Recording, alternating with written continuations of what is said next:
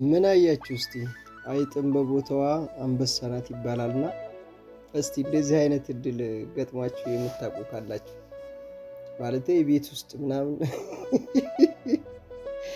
አይጥ ስታባሩ ማለት ነው እንደዚህ ወድቃችሁ የምታውቁ ኮሜንት ላይ እኔ ይገጥመኛል ብላችሁ ጻፉልኝና ብዙ ሰው ያጋጥመዋል። ማንኛውም ሰው እቺ አሁን ተስፋ ቆርጣ ነው አለ አይደለ? ተስፋ ስትቆርጡ የምታረጉትን ስታጡ እንግዲህ ይህን ሰውዬ ወይ በልታ ልገለው አይደለም ወይ መርዝ የላትም ነክሳ ልጥለው አይደለም፣ ግን እንዴት እንዳደረገችው አይታችኋላ። ተስፋ አትቁረጡ በህይወታችሁ። በቃ አይጥ ናት፣ ግን ትንሽ ናት፣ መሬት ላይ በእግሩ የሚረግጣት ናት። ተስፋ አልቆረጠችም። ወደ እሱ ስትሮጥ ወደቀ ማለት ነው። እና ሁላችሁም እንደዚሁ ነው። ህይወታችሁ ላይ በምትኖሩበት አቋም ላይ አትመለሱ። በቃ ወደፊት ነው እንትን ማድረግ ያለባችሁ እና በጣም ትምህርት ትሆናለች ብዬ ነው። በቃ ገራሚ የሆነ ቪዲዮ ነው እና ወላሂ ትለያለች። ምክንያቱም እቺ ነገር አይጥ ናት። እኔ ብቻ ስቄ ነው፣ ግን እዛ ላይ የተለቀቀው የሚገርም ነው። ትምህርት አለው። ትንሽ ብላችሁ በእግራችሁ የምትረግጡት ከእናንተ በላይ ሆኖ አንድ ቀን ሊጥላችሁ ይችላልና እናንተም ያንን ነገር መጠቀም አለባችሁ። ትንሽ ብላችሁ ስትታሰቡ ከሰው በታች ነው ብላችሁ ስትታሰቡ እንደዚህ ትልቅ መሆን አለባችሁ። ትንሽ ብትሆኑ ትልቅ ሆናችሁ ትልቁን ለመጣል መሞከር አለባችሁ እና ትለየልች። የምሬ ነው። እና በህይወታችሁ የሆነ ነገር ተስፋ አትቁረጡ። ትልቅ ለመሆን ጣሩ። በቃ አልችለውም አልሞክረውም ያላችሁትን ነገር ስትጥሉት ታዩታላችሁ። የዛን ፊት ለፊት ስትጋፈጡ ከረገጠኝም ይርገጠኝ ከገደለኝም ይግደለኝ ብላ ነው አይጧ እንግዲህ ይህን ሰውዬ ለመጣል ደረጃ የደረሰችውና እንደዚህ እንድትሆኑ ነው።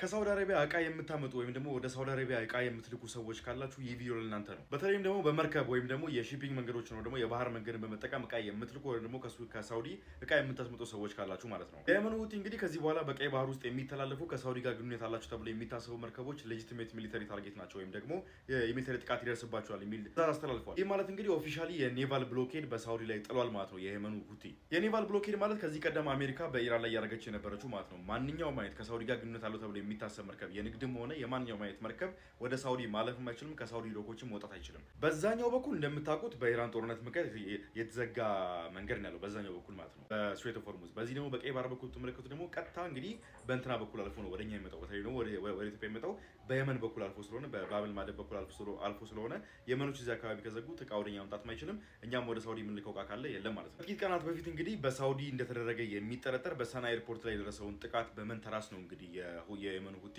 የኔቫል ብሎኬድ ያደረሰው። ባብል ማደብን የመዝጋት ሀሳብ አላቸው። እንደዚሁም ደግሞ ከኢራን ጋር ግንኙነት አላቸውና በኢራን ጦርነት ምክንያት ባብል ማደብን ዘግተው ዓለም ላይ ተጨማሪ ጫና ለማድረስ የተንቀሳቀሱ ነው ተብሎ ይጠረጠሩ የነበሩት የየመኖች ሁቲዎች እንግዲህ የመጀመሪያ ኔቫል ብሎኬዳቸውን በሳውዲ ላይ ጥለዋል። እስካሁን ድረስ ኦፊሻል የተባለ ምላሽ ከሳውዲ አረቢያ መንግስት ወደ ከኪንግደም ኦፍ ሳውዲ አረቢያ እስካሁን ድረስ አልተሰማም። እና ሌላው እንግዲህ ዛሬ ትናንትና ስንት ቀን ነው ባህር የመን ተዘግቷል። የመን ተዘጋ ማለት ጉሮሯችን ተዘግቷል ማለት ነው። አስባችኋል? ግን ከዚህ በፊት የሚዘጋው ሁርሙዝ ነው። ቢያንስ ከዚህ በፊት የፈጠረውን ጉድ አይታችኋል። የትራንስፖርት መጉላላት፣ ብዙ ነገር ከሁርሙዝ አልፎ በየመን ካላለፈ ተዘጋ ማለት ነው። በነገራችን ላይ በጣም ከባድ ነው። ወደ ሀገር ውስጥ ነዳጅ መግባት አለ፣ ብዙ ነገሮች። ሀታ ከሳውዲ አረቢያ ልብስ ምናምን የምትልኩ እቃ የምትልኩ እያሉ ነው።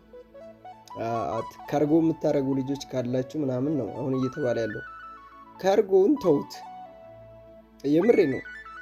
ግን ከዛ ወደዚህ የሚመጣ ቤንዚን፣ ነዳጅ ወደ ሀገራችን የሚመጣ ነገር ብዙ ነገር ነው። በቃ የኛ የኢትዮጵያ ሌላ ሀገር ላይ ጉዳይ ይችላል። የኢትዮጵያ ጉረሮ ተዘጋ ማለት ነው። ያ ማለት ታውቃላችሁ፣ እዚህ ሀገር ያሉ ነጋዴዎች ስግብግብ ናቸው። የያዙት እቃ ላይ የእቃ ጭማሪ ያደርጋሉ። ትራንስፖርት መኪና ይጨምራል። እዚህ እኔ የምነግራችሁ ወላሂ በጣም አሳዛኝ ነገር ነው።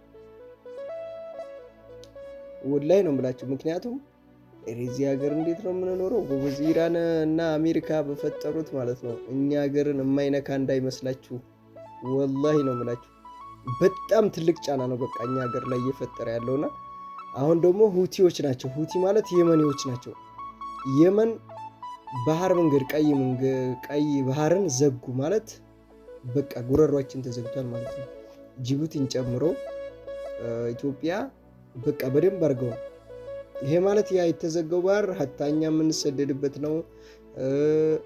ብዙ ጀልባዎች ወደዚህ እቃ ይዘው የሚመጡበት ነው ከናፍታ ጀምሮ ማለት ነው። እና ብቻ አላህ ከይሩን ያውርደው።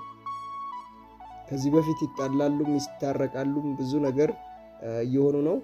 ግን እስተሚታረቁ ምን እስተሚሉ እዚህ እኛ ሀገር ግን በጣም ትልቅ ጫና ነው የሚፈጠረው። ወላሂ መምቻል ባለፈው በዛ ባህር ተዘግቶ የጨመረ ኑሮ እስካሁን አልቀነሰም። ነዳጅ እንደጨመረ ነው። የተወሳሰኑ እቃዎች እንደዛው እንደጨመሩ ናቸው። በዛ ምክንያት ማለት ነው እስካሁን እንትን አላለም፣ አልተቀረፈም ችግሩ ማለት ነው። አሁንም ደግሞ ያ ነገር ይጨምራል እንጂ ችግሩ አይቀረፍም ማለት ነው። ምክንያቱም እዛ ለተፈጠረው ነገር ወደ 3 ወር 4 ወር ይፈልጋል ችግሩ ለመቀረፍ። እኛ ጋር ቢያንስ ሳምንት 1 ወር እዛ ጋር ተዘጋ ማለት አስባችኋል። ቀን በቀን እዛ ጋር እንቅስቃሴ ሲደረግ ነው። እዚህ ጋር ቆይቶ ነው እኛ ሀገር ያ ነገር ከዛ የሚደርሰው በጣም ቆይቶ ነው። ከዛ የሚገቡ እቃዎች እዚህ ሀገር ላይ እኔ ልነግራችሁ አልችልም። እና ስራ እኮ ወላይ ባህር እኮ ነው፣ በባህር ነው ከውጭ ሀገር ብዙ ነገሮች ወደ ሀገር ውስጥ የሚገቡት። ይህን ታውቃላችኋል። በጀልባ ነው ብዛት እቃ የሚጫነው፣ በአየር በምናምን እንዳይመስላችሁ። አየር እኮ ሰውና ሻንጣ ብቻ ነው ይዞ የሚንቀሳቀሰው እንጂ በባህር ነው ብዙ ነገሮች የሚላኩት።